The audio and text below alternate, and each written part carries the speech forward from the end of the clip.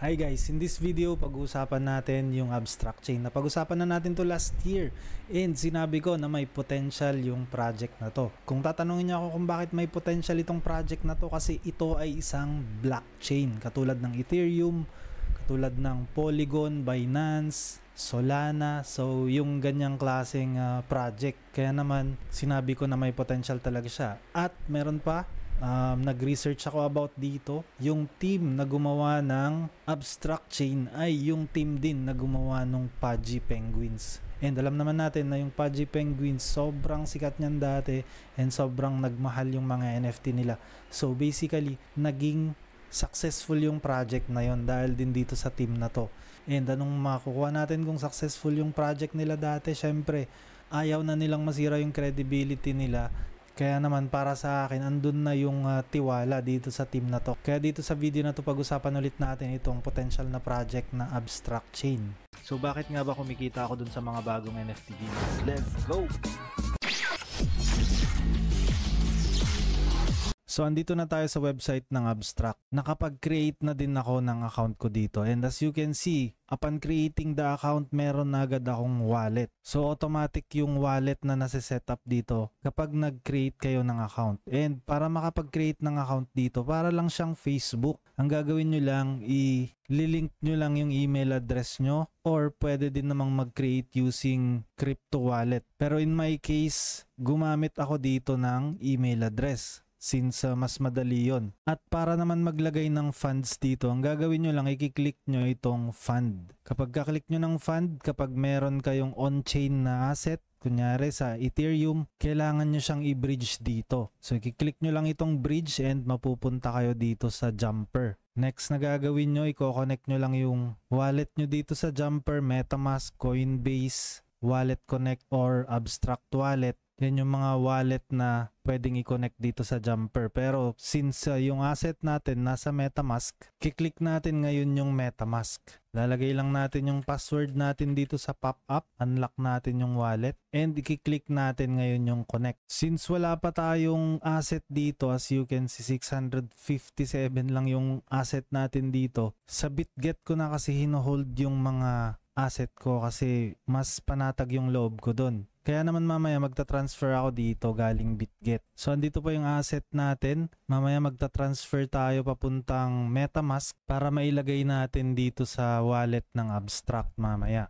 Sa mga wala pa palang BitGet dyan, yung link ng BitGet nasa description box. Sobrang safe ng asset natin dyan, kaya dyan ko na nilalagay yung mga income natin sa trades dito sa crypto. Ngayon, kapag andito sa MetaMask yung asset nyo, ang gagawin nyo lang, i-click nyo yung kung magkano yung ilalagay nyo. For example, 1 Ethereum ang ilalagay nyo. Ayan. Ilalagay nyo lang yung 1 and click nyo tong review bridge. Tapos kapag available na itong start bridging, i-click nyo lang yan and mapupunta na yung asset nyo dun sa Abstract. Ngayon, kung gusto nyong magbayad using different method katulad ng MoonPay, balik lang kayo dito guys and i-click nyo itong MoonPay ngayon, or Coinbase, or centralized exchange. Yung mga centralized exchange naman, katulad ng BitGet, kapag gumagamit kayo ng application nila, i-scan nyo lang to and masisend na dito yung asset nyo. So, kailangan nyo munang iswap sa ETH yung asset nyo bago nyo siya mai-send dito. Tapos, reminder guys, hindi kayo pwedeng mag-send dito ng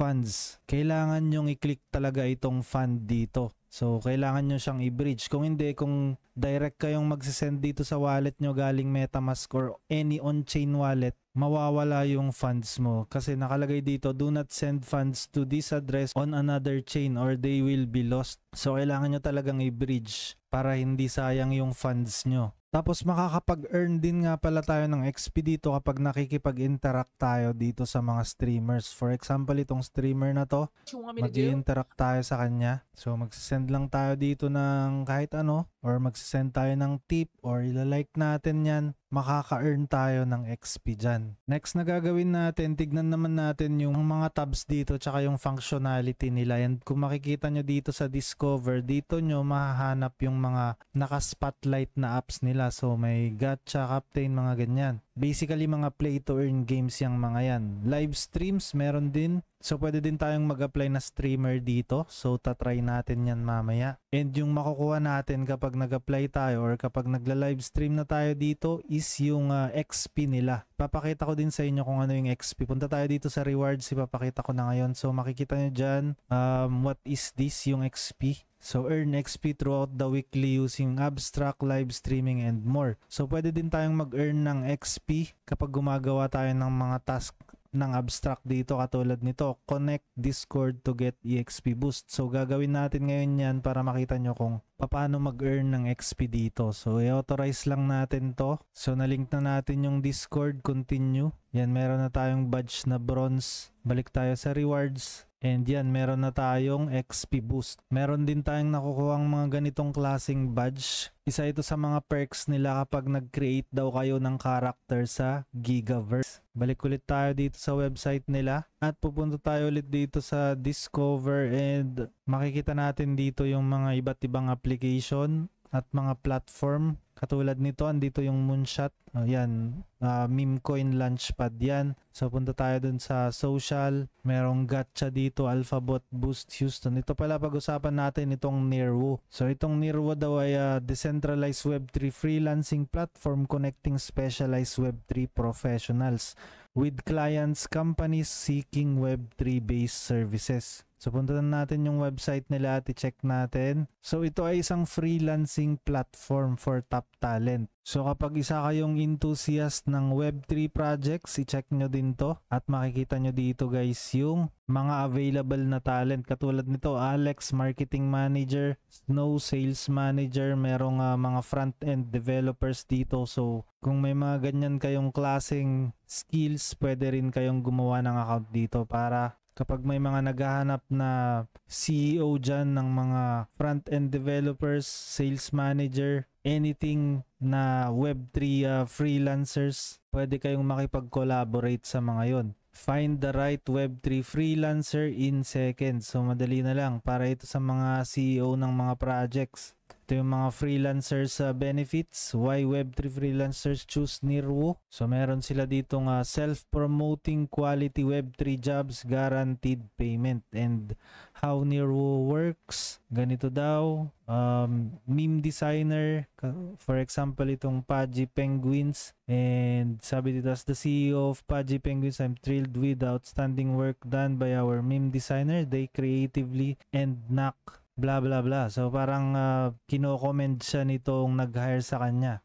Scroll down pa natin. What our users are saying. Uncle Beans, Nearwoo is redefining Web3 freelancing for the future. You should check them out if you have a Web3 freelance need. Sa mga developers dyan, sa mga gustong gumawa ng projects dyan, mas madali na pala dito sa Nearwoo maghanap ng mga talents. So yeah, Nearwoo is a project with a different kind of utility created to tackle the major problem in the Web3 space, Web3 jobs.